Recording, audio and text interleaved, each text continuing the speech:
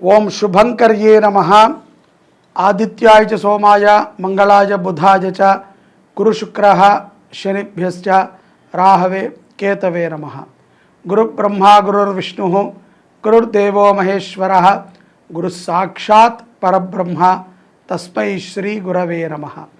అస్మత్ శ్రీ గురు చరణారవిందాభ్యాం నమః. శ్రీ శ్రీ శ్రీ గణపతి సచ్చిదానంద సద్గురుభ్యో నమో నమః. మేషరాశి వారికి మే నెలలో గల గోచార ఫలితాలను తెలియచేస్తున్నాము, శ్రద్ధగా ఆలకించండి. ఈ రాశి వారికి గ్రహస్థితులు ఈ యొక్క మే మాసంలో మధ్యమంగా ఉన్నాయి. తొందరపాటుతో ఎటువంటి నిర్ణయాలని కూడా తీసుకోకూడదు. వ్యాపార ఉద్యోగ వ్యవహారాలలో తొందరపాటు మేషరాశి వారికి ఏమాత్రము పనికిరాదు. మీ యొక్క స్నేహితుల విషయాలలో కానీ కుటుంబ సభ్యుల విషయాలలో కానీ జాగ్రత్తగా ఉండటం అవశ్యం. విదేశాలలో ఉన్నటువంటి మేషరాశి జాతకులు కొన్ని అనివార్య కారణాల చేత వారి ఉద్యోగములోనో వారి వ్యాపారములోనో కొంత ఇబ్బందికి గురి అవుతారు. ఆ ఇబ్బంది నుంచి వారు తాత్కాలికమే ఇబ్బంది మాత్రం బయటపడతారు. కంగారు పడకూడదు. కంగారు పడితే గనక మీ యొక్క మాట జారుడుతనం ద్వారా అక్కడ ఉన్నటువంటి అధికారుల దగ్గర కూడా మీరు కొంత కఠినమైనటువంటి ప్రభావాన్ని చూడవలసి వస్తుంది.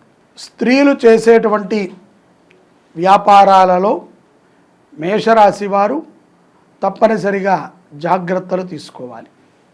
మీరు కూడా ఎవరితోనూ కయ్యానికి దిగవద్దు. డబ్బిచ్చేటువంటి వారు ఒకరోజు అటు ఇటుగా మీకు అందిస్తారు. అయినప్పటికీ మాసాంతము లోపల సంతృప్తికరమైనటువంటి పనిని చేశాము అనేటువంటి తృప్తిని మేషరాశి జాతకులు పొందగలుగుతారు. విద్యార్థులు కూడా తోటి స్నేహితులతో స్నేహభావంతో ఉండండి. దూర ప్రయాణాలు చేసేటప్పుడు విద్యార్థులు కానీ ఉద్యోగస్తులు కానీ సొంత వాహనాన్ని ఉపయోగించుకోవటం మంచిది. సొంత వాహనము లేనటువంటి వారు ఇతరుల వాహనాలను తీసుకుని ప్రయాణం చేసేటప్పుడు కొంత జాగ్రత్త అవశ్యం. ఏమాత్రము అజాగ్రత్తగా ఉన్నా మీరు మూల్యం చెల్లించుకోవాల్సి వస్తుంది. ఈ యొక్క మే నెలలో మేషరాశి వారికి కొన్ని ఆనుకూలమైనటువంటి పనులు కూడా ఉన్నాయి. గృహోపకరణముల విషయంలో తొందరపాటు పనికిరాదు. ఆలోచించి గృహోపకరణాలు కొన్నట్లయితే చాలా మంచి వాటిని సేకరించగలుగుతారు. అలాగే ఈ యొక్క భూమి విషయంలో కూడా తొందరపాటుతో ఎక్కడ పడితే అక్కడ అడ్వాన్సులు ఇవ్వవద్దు. చాలా జాగ్రత్తగా ఉండాలి. అడ్వాన్స్ని కనుక తొందరపాటుతో ఇచ్చినట్లయితే వాస్తు బాగోలేదనో, లేకపోతే ఆ వాతావరణం బాగోలేదనో, ఆ యొక్క కాలనీ బాగోలేదనో మళ్ళీ మీరు వెనక్కి తీసుకునేటప్పుడు చాలా ఇబ్బందికి గురవుతారు.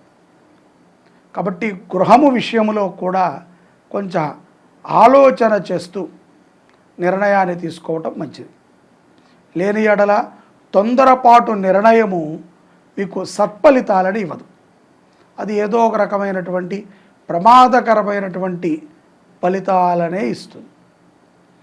ఇక ఆరోగ్య విషయంలో మేషరాశి వారు ఈ యొక్క మే మాసములో చాలా జాగ్రత్తగా ఉన్నప్పటికీ ఉష్ణతాపముతో కూడుకున్నటువంటి మేషరాశి వారికి ఉష్ణతాపముతో కూడుకున్నటువంటి కొన్ని రోగాలు వాటిల్లేటువంటి సందర్భాలు ఉన్నాయి. కాబట్టి మంచినీటిని ఎక్కువగా తాగాలి. మంచినీటిని ఎక్కువగా వితరణ కూడా చేయాలి మేషరాశి వారు. మనం ఆరోగ్యంగా ఉంటే సరిపోదు, మన కుటుంబ సభ్యుల విషయాల్లో కూడా ఆరోగ్యం అనేటువంటిది అవశ్యం. బద్ధకాన్ని విడిచిపెట్టండి.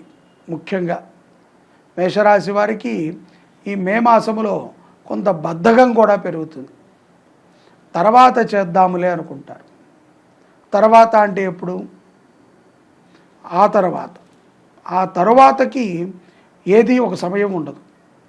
బాగా తీవ్రమైనటువంటి స్థితి వచ్చేంత వరకు వేచి ఉంటూనే ఉంటారు. కాబట్టి తర్వాత చేస్తాను అనేటువంటి మాటని పక్కన పెట్టి అప్పటికప్పుడు పని చేయగలిగినటువంటి వారే విజయాన్ని పొందగలుగుతారు. ఈ యొక్క మాసాంతము ఏదైతే గనక ఈ యొక్క నెల చివరిలో ఉన్నదో, మే నెల చివరిలో, అటువంటి సమయంలో మరీ బద్ధకంగా ఉంటుంది. మేషరాశి వారికి ధనాకర్షణ కూడా ఉంటుంది. ఈ నెలలో బద్ధకంతో కూడుకున్నప్పుడు ధనాకర్షణ ఎలా అవుతుంది అండి? మనము బద్ధకాన్ని విడిచిపెడితేనే స్థిరమైనటువంటి సంపాదనని మనం పొందగలుగుతాం. కాబట్టి బద్ధకాన్ని విడిచిపెట్టాలి మేషరాశి జాతకులు. అలాగే మాసం మధ్యలో అంటే అర్ధమాసములో మనము ద్వితీయార్ధము అంటాం కదా, ఆ ద్వితీయార్ధములో కొన్ని సందర్భాల యందు తొందరపాటుతో మాట జారిపోతూ ఉంటారు. కాబట్టి ద్వితీయార్ధములో చాలా జాగ్రత్తగా ఉండాలి మేషరాశి వారు.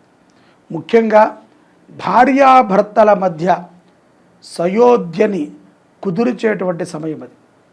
ఈ సమయంలో భర్తతో భార్య కానీ, భార్యతో భర్త కానీ వైరానికి దిగకుండా ఉంటే విజయం పొందగలుగుతారు. పుట్టినింటి యొక్క సంపదతో స్త్రీ అనేక వ్యాపారాలు చేయటానికి ఉర్రూతలవుతూ ఉంటుంది. అన్నయ్య సహకరిస్తానన్నాడనో, అమ్మ ఇస్తానన్నదనో, నాన్న ఇస్తానన్నారు. మీరు వ్యాపారం చేయటం తప్పు కాదు, కానీ సరైనటువంటి సమయంలో చేయాలి. ప్రతి ఒక్కరము పెద్ద పెద్ద దిగ్గజాలతో పోటీ పడకూడదు. మనకి ఉన్న దాంట్లో మనము సంతృప్తిగా జీవించటానికి తగిన ప్రణాళికని మనం ఏర్పాటు చేసుకోవాలి. ఆశ అత్యాశ అయితే చాలా ప్రమాదం. ఈ ద్వితీయార్ధములో కొన్ని విషయాలలో ముఖ్యంగా వ్యాపారవేత్తలు, ఉద్యోగస్తులు తొందరపాటుతో ఉంటారు. తొందరపాటు వలదు. వివాహము కానటువంటి స్త్రీ పురుషులకి ద్వితీయార్ధములో యోగ్యమైనటువంటి సంబంధములు గోచరిస్తున్నాయి. అయినప్పటికీ ఈ సమయము సరైనది కాదు కాబట్టి కొంత నత్తనడకన వివాహం సాగుతుంది. మంచి సంబంధం అయితే వివాహ సంబంధానికి వచ్చినటువంటి వారిని మాటలతో మెప్పించి మీ యొక్క యథార్థ స్థితిని వారికి తెలిపి మీ జీవనం గడపటం అనేటువంటిది చాలా ఉత్తమమైనటువంటి పని. కాబట్టి ద్వితీయార్ధములో కొన్ని శుభకార్యాలని మేషరాశి వారికి మే మాసములో గ్రహస్థితులు అనుకూలించి ఉన్నాయి. అలాగే గురుధ్యానము అనేటువంటిది మేషరాశి వారికి చాలా ఉపయుక్తమవుతుంది. కాబట్టి గురువుని ఎక్కువగా ధ్యానము చేయండి. దత్త చరిత్ర, దత్తస్తవారిని పారాయణ చేయటము, దత్త క్షేత్ర దర్శనాలను చేయటము ఉత్తమమైనటువంటి పని. అతి ముఖ్యంగా ఈ యొక్క ఎన్నికల సమయంలో ప్రతి ఒక్కరూ కూడా తమ తమ ఓటు హక్కుని తప్పనిసరిగా వినియోగించుకోవాలి. ఇది మన యొక్క బాధ్యత. అలాగే సరైనటువంటి నాయకుడికి మన ఓటుని వెయ్యాలి. ఇక్కడ ఒక పార్టీ, ఒక కులము, ఒక మతము కాదు. వారు చెప్పటానికి మాత్రము అన్ని మతాలు, అన్ని కులాలు సమానమని చెప్తున్నారు, కానీ వారే మనకి గొడవలు పెడతారు. అటువంటి వారికి మనం ఓట్లు వేయకూడదు. సరైనటువంటి నాయకుడిని ఎంచుకుని ఓటు వేస్తే ఏ విధమైనటువంటి ఫలితము వస్తుందో, సరైనటువంటి ఆరాధనని, సరైనటువంటి పూజని, సరైనటువంటి దాన ధర్మాలని, సరైనటువంటి క్రతువులని ఆచరణ చేస్తే అదే విధమైనటువంటి ఫలితము మనకి వస్తుంది.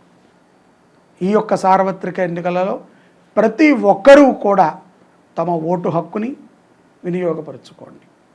నర్మదా నది పుష్కరాలు చాలా విశేషమైనటువంటివి. నర్మదా నదికి రహస్యం అంటే ఒకటే, తనకి ఎక్కువగా నర్మదా నదికి తేమ ఉండదు. చాలా నదులకి తేమ ఉంటుంది. మీరు కృష్ణానదిని చూస్తే పాచి పడుతూ ఉంటుంది. అది గోదావరి కొంత ఉష్ణమైనటువంటి నీరు ఉంటుంది. గంగకి ఏ భావన ఉండదు, చప్పగా ఉంటుంది. నర్మదా నది యొక్క మృదుత్వం ఏమిట్రా అంటే అతి మధురమైనటువంటి జలము నర్మదా. ఆ పదములోనే ఇది ఈశ్వరాంశ, ఈశ్వరుడి యొక్క జటాజూటము నుంచి పడినటువంటి గంగ కంటే ముందుగా నర్మదా అక్కడ ఉంటుంది. నర్మదా చాలా మృదు స్వభావి. నదులన్నీ మృదు స్వభావాలే, నర్మదా పరమ మృదు స్వభావి. బ్రహ్మపుత్ర అనేటువంటి నదిని కూడా మనం వినే ఉంటాం. ఇది నేపాల్ ప్రాంతంలో ఉంటుంది. సింధు నది కూడా మనకి ఇంచుమించుగా గోహతి దగ్గరలో ఉంటుంది. ఈ నర్మదా భారతదేశానికి మొత్తానికి మధ్యలో ఉంటుంది. తన యొక్క పాయ ఇతర జలాలలో సులభంగా కలుస్తుంది. కలిసినప్పుడు ఇతర జలాలకు ఉన్నటువంటి స్వభావము నర్మదా నదికి వస్తుంది. స్వతహాగా నర్మదా నది చాలా తీగా ఉంటుంది. ఈ యొక్క నర్మదా అమ్మవారికి, నదీ దేవతకి మనము 12 సంవత్సరాలు ఆగాలి మళ్ళీ పుష్కరాలు రావాలి అంటే. ఇప్పుడు మనకు ఎలాగో వచ్చాయి. మే 1, 2024 నుంచి మే 12, 2024 వరకు 12 రోజుల పాటు ద్వాదశం దివసే పుష్కరాణి ఆచరేత్. ఎందుకంటే 12 రోజులు, ఒక 2-3 రోజులు పెట్టుకుంటే అయిపోతుంది కదా అంటే, పుష్కరము అంటేనే 12. మొదటి రోజున ఏతత్ సుముహూర్తము 8:45 7:15 ఏదో సమయం ఉంది. ఆ సమయానికి గురుడు నదిలో ప్రవేశిస్తాడు. అప్పటి నుంచి 12 రోజుల పాటు సకల దేవతలు కూడా వస్తూ ఉంటారు. వారి వారి కార్యాచరణ తీరిన తర్వాత నిదానంగా వచ్చి స్నానాలు చేసి అనుష్ఠానాలను చేసుకుని వెళతారు. ఈ 12 రోజుల పాటు ఎక్కడెక్కడెక్కడెక్కడో ఉన్నటువంటి వారు రాలేరు. కాబట్టి మనము వారందరి పేరు మీద 27 నక్షత్రాల కోసమని, 9 గ్రహాల కోసమని, అలాగే పితృదోష నివారణ కోసమని మనము నక్షత్రపూర్వక నవగ్రహ రుద్రయాగాన్ని చేస్తున్నాం. ఇది ఎప్పటి నుంచి? మే 3వ తారీఖు నుంచి 2024 మే 3 శుక్రవారం నుంచి 2024 మే 12 ఆదివారం వరకు జరుగుతుంది. ప్రతిరోజు నవగ్రహ హోమం, ప్రతిరోజు రుద్రహోమం, మీ గోత్రనామాలతో నక్షత్ర జపం. మీరు కోరుకుంటే గనక మీరు రుసుము చెల్లిస్తే మీ పేరుతో ఆ రోజు అన్నదానం కూడా చేయిస్తాం. ఇది గొప్ప అవకాశం అండి. ఎక్కడ దొరుకుతుంది చెప్పండి? ఏ దేశానికి వెళితే మీకు పుణ్యం దొరుకుతుంది? భారతదేశంలో మాత్రమే దొరుకుతుంది. ఏ దేశంలో మీకు ఇటువంటి కార్యాలు చేస్తే మోక్షం లభిస్తుంది? ఒక్క భారతదేశంలో లభిస్తుంది. ఇతర దేశాల వాళ్ళందరూ పాల్గొంటున్నారు, మనము పాల్గొందాం. మనకి, మన పిల్లలకి, మన కుటుంబానికి శ్రేయోదాయకమైనటువంటి ఫలితాలు వస్తాయి. నమ్మండి. ఆ యొక్క నది మిమ్మల్ని అనుగ్రహించింది అంటే, బృహస్పతి అనుగ్రహించాడు అంటే సకల దేవతల అనుగ్రహాలని మీరు పొందినట్టే. పాల్గొంటారు కదా. జై శుభంకరి.